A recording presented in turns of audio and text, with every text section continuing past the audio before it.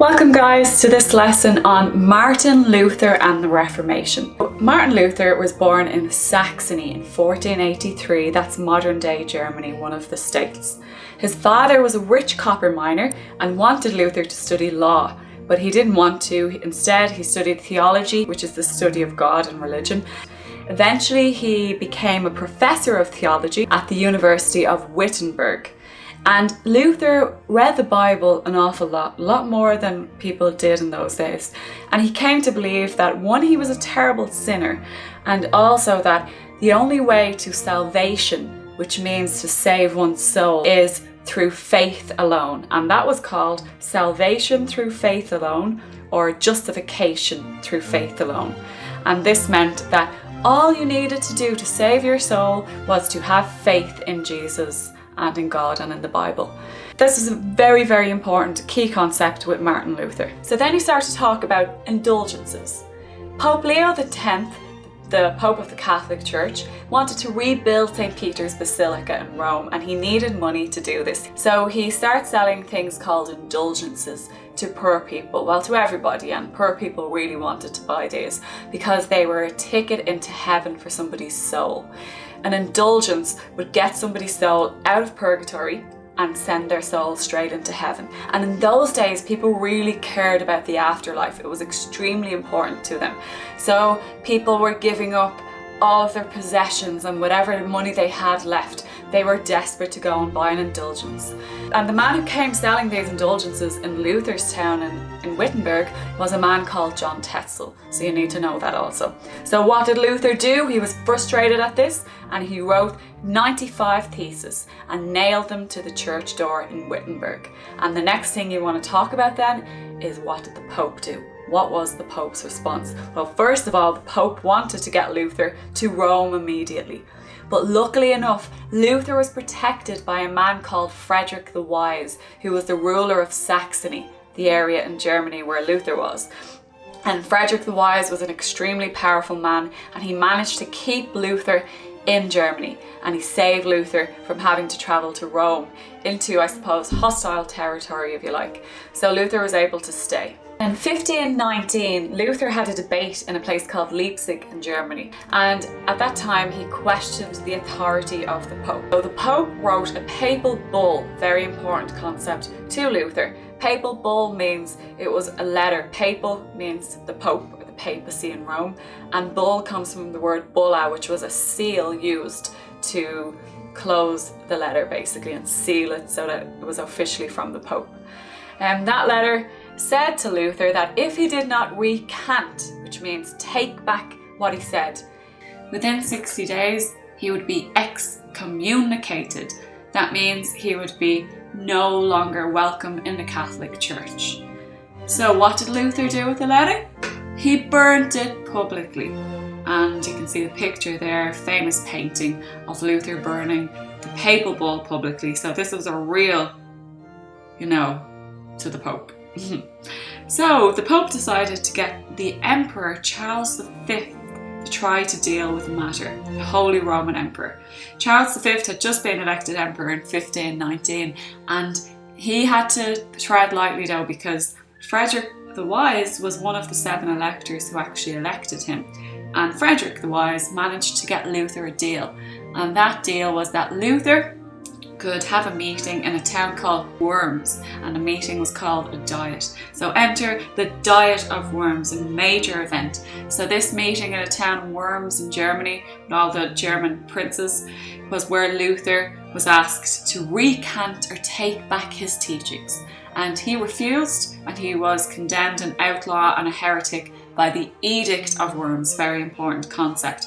Short question always comes up: what was the result of the Edict of Worms? And the answer is Luther was condemned a heretic and an outlaw. So Luther had been promised safe passage to and from the Diet of Worms, and Charles V honoured this because, you see, Luther was a heretic and an outlaw. This meant that anybody could kill Luther and get away with it. They would not be punished. But Charles V was honourable, and he allowed Luther to leave Worms safely. Just on the way there, he was kidnapped by Frederick the Wise. Now, When I say kidnapped, he was kidnapped for good reason, for his own protection. So Frederick the Wise kept him in a remote castle called Wartburg, and he spent years in hiding there to try and wait until the matter died down and the limelight died down. You need to say while he was there, he translated the New Testament into German. You see, people use the New Testament or the Bible in Latin, and most people couldn't understand Latin. So German was the language of the people. People could actually read the Bible for themselves then. And it only took him 11 weeks. And after that, a few years later, he also translated the Old Testament. And just go on then to say that his ideas spread. People start leaving the Catholic Church and following his ideas. And they called themselves Lutherans. Now, Luther did not want people to leave the church. He wanted the church to change. So he didn't really like the whole idea of these people calling themselves Lutherans.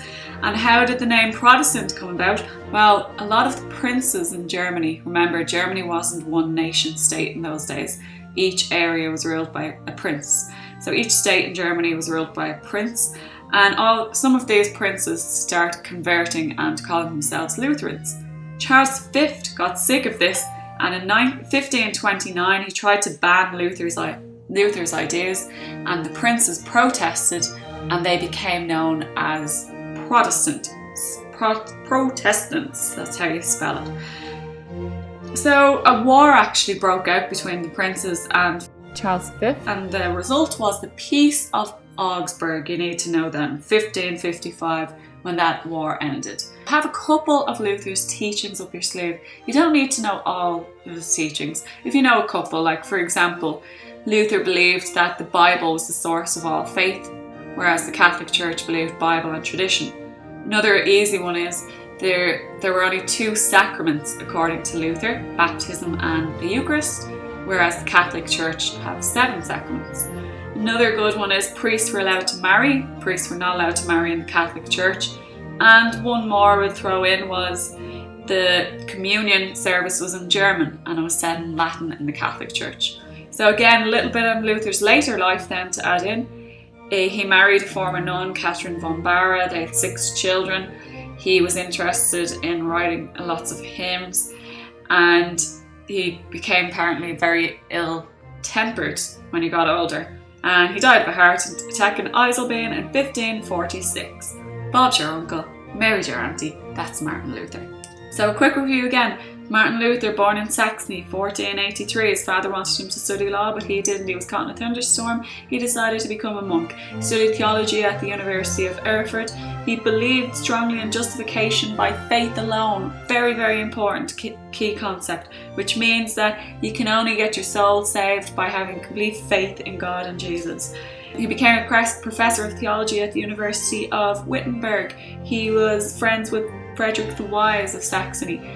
When John Tetzel came around selling indulgences, which was a ticket to get your soul straight into heaven, he was not happy with this. He wrote 95 theses and they were nailed to the church door in Wittenberg. These were arguments against indulgences. At Leipzig, he questioned the authority of the Pope. So the Pope wrote a papal bull to him, telling him to recant or he will be excommunicated. What did he do? He burned the papal bull.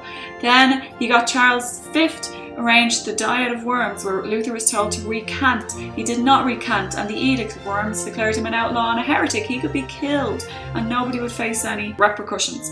Then he hid out because Frederick the Wise kept him in Wartburg for his safety, and while he was hiding out there, he translated the New Testament into German.